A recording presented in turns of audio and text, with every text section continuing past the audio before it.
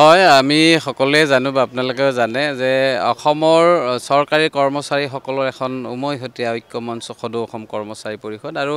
অসমীয়া জাতিৰ জটিল সন্ধিক্ষণত জন্মগ্ৰহণ কৰা এই কৰ্মচাৰী সংগঠনটোৱে জাতিতকৈ চাকৰি ডাঙৰ নহয় বুলি সংগ্ৰাম কৰা এটা সংগঠন আৰু এই ঐতিহাসিক সংগঠনটোৰ ৩৯ সংখ্যক বাৰ্ষিক অধিৱেশন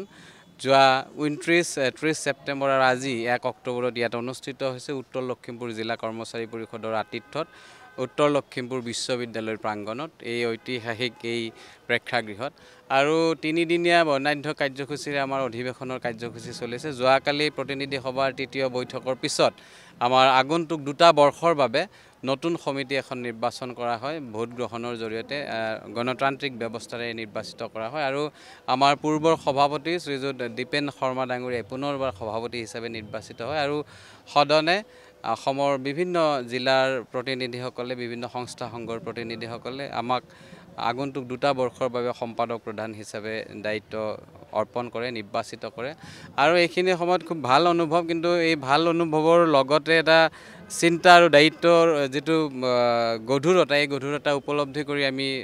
ক'ব বিচাৰিছোঁ যে অসমৰ কৰ্মচাৰী সমাজৰ বিভিন্ন সমস্যা আছে আৰু আপোনালোকে সংবাদ মাধ্যমে এই ক্ষেত্ৰত আমাক বিগত সময়ত সহযোগ কৰি আহিছে আৰু নৱনিৰ্বাচিত সম্পাদক প্ৰধান হিচাপে সংবাদ মাধ্যমৰো আমি সহযোগিতা কামনা কৰিছিল কাৰণ কি আমাৰ সমস্যাখিনি আমাৰ কিছু ৰেষ্ট্ৰিকশ্যন থাকে কিন্তু এই ৰেষ্ট্ৰিকশ্যনক আওকাণ কৰি যিখিনিলৈকে পাৰা যায় আমি সংগ্ৰামত ব্ৰতী হওঁ বা প্ৰতিবাদ সাব্যস্ত কৰা যায়। কিন্তু আমাৰ সমস্যাখিনি চৰকাৰৰ পক্ষত উপস্থাপন কৰাৰ ক্ষেত্ৰত আপোনালোকৰ মিডিয়াৰ যথেষ্ট ভূমিকা থাকে। অনাগত দিনত আপোনালোকৰ জৰিয়তে আমি আমাৰ সমস্যাসমূহ আমাৰ ঊৰ্ধ্বতম কৰ্তৃপক্ষক বা অসম চৰকাৰক আমি অৱগত কৰাৰ চেষ্টা কৰিম আৰু আজিৰ তাৰিখত চৰকাৰী কৰ্মচাৰীসকলৰ আটাইতকৈ ডাঙৰ এটা জ্বলন্ত সমস্যা হৈছে NPS ব্যৱস্থা, যি ব্যৱস্থাই আজি হয়তো আমি সুন্দৰকৈ কথা পাতিছোঁ জীয়াই আছোঁ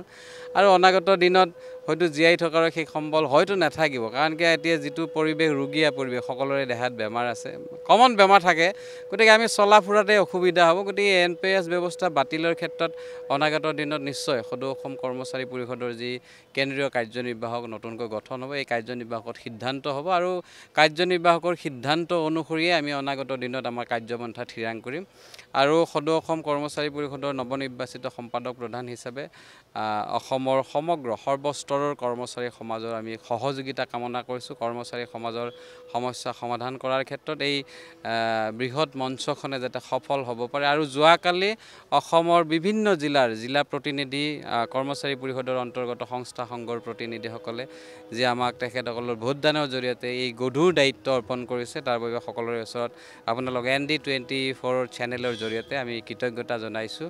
ধন্যবাদ জনাইছোঁ আৰু অনাগত দিনত সকলোৰে সহযোগিতা কামনা কৰিছোঁ।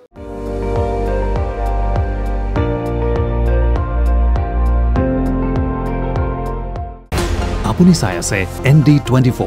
সৰ্বশ্ৰেষ্ঠ নহয় সৰ্বোত্তমৰ দৌৰ।